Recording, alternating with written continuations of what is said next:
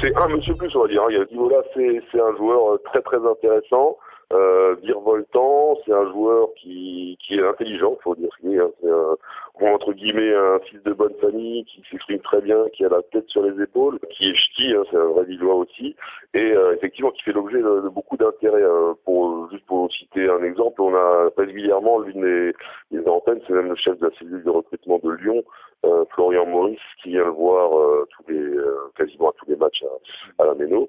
Il a pris son abonnement en Alsace, l'ancien attaquant de l'OM aussi, il a joué à l'OM. C'est un joueur très très intéressant. Après, il a des défauts de ses qualités et ça, sa jeunesse fait que il peut très bien être absent d'un match pendant 20 minutes, une demi-heure, mais avec la capacité de créer avec un exploit personnel pour renverser une situation. Hein. Franchement, le Racing est bien content de l'avoir récupéré dans le cadre d'un prêt de Lille. Lille dont on connaît les difficultés. Hein. De toute façon, il ne faut pas non plus se leurrer.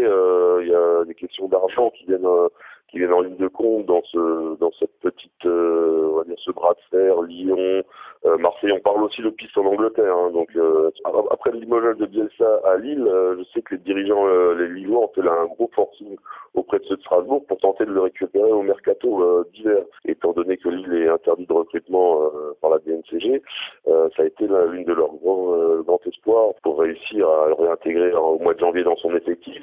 La réponse des dirigeants strasbourgeois a été ferme, absolument ferme, parce que voilà, c'est un joueur qui a apporté tellement, qui offre tellement de solutions à Thierry Loret qu'il était hors de question de le laisser partir. Les dirigeants strasbourgeois ont rêvé un temps de pouvoir envisager de le garder sur le long terme. Bon, le problème c'est que vu les sommes annoncées, le plus gros transfert du Racing l'été dernier, ça a été 2,5 millions d'euros. Les sommes annoncées, c'est injouable pour le club alsacien encore. Enfin, aujourd'hui, les dirigeants, Marc Keller, le président en tête, l'a encore répété, il restera jusqu'à Strasbourg jusqu'en juin.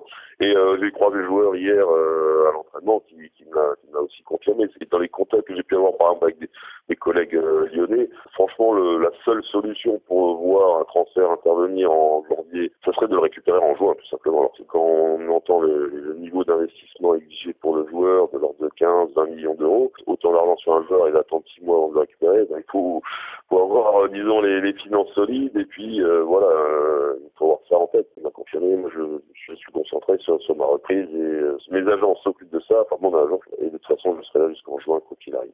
Ça rôle de l'intéresser.